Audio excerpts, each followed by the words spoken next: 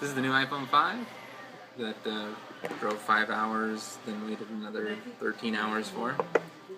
And it's skinny. So we got in the box. Instructions that you never read. Ooh, fancy. The new earpods, power adapter, sync cable, which is now a lightning connector. Comparison of size. Yeah, it's very clean.